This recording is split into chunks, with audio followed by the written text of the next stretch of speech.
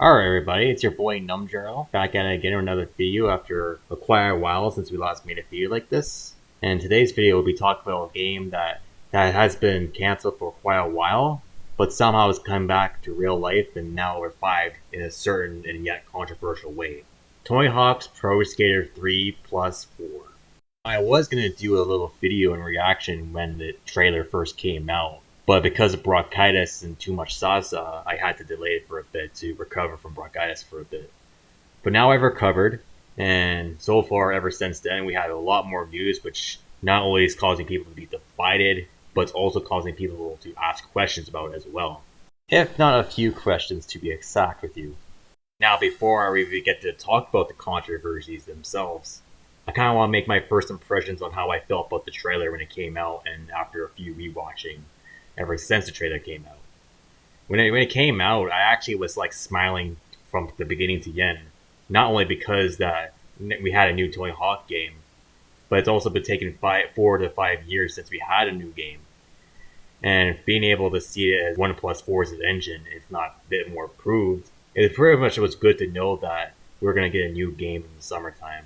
Not only will Tony Hawk 3's maps be remastered, but also Tony Hawk 4's maps remastered, which is pretty exciting because Tony Hawk's Pro Skater 3 is actually one of my favorites within the Tony Hawk franchise.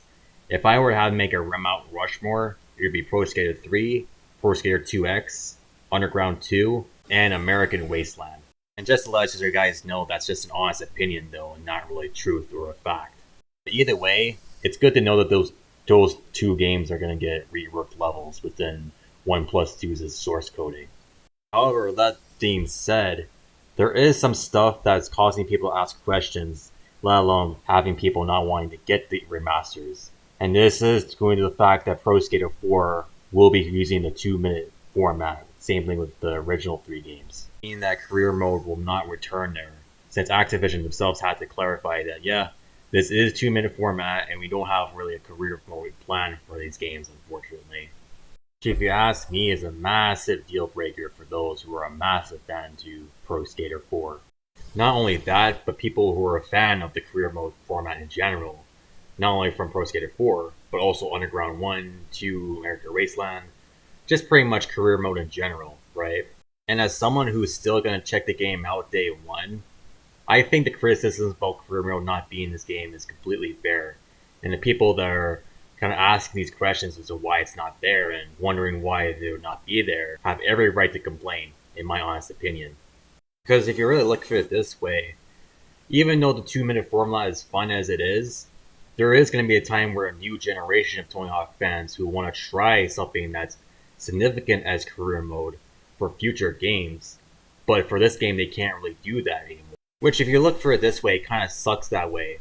Because for players myself, we originally started out with the Underground games, and there was some people that started out with Pro Skater 4, and any other games that had career mode in general. I kind of feel like with that, another generation of Tony Hawk fans will miss out on that until the next game comes out. If greenlit, if this game does well, essentially, right? But yeah, I kind of wish career mode was in this game too, even though it's not a deal breaker for me. People that think this is a deal breaker or something to the point where people wish that these features were in the game, I honestly don't blame you for feeling this way, to be honest. And you have every right to feel like you don't want to buy this game right away, or just wait on a sale or discount, or let alone just play it on Game Pass. And another controversy I've been seeing people complain about is Bam Margera allegedly not being in the game too.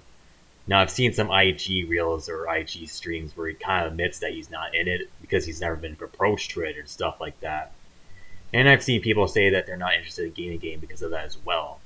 To be honest with you, it's kind of too early for me to come to conclusions of whether or not he is in it or not, because there could be just some NDA standards he didn't want to breach yet. Maybe there is no NDA because he wasn't approached as he's saying he is, but either way, I may give it a couple more weeks, maybe a couple more months before we conclude the fact that whether or not Bam is in the game or not. But if not, I can't say it's a lose or win, but it is going to be too bad if he's not allegedly in there at all.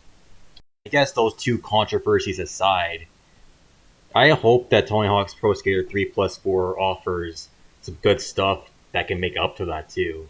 Like maybe bring back tricks from Pro Skater 3, 4, and even beyond those games.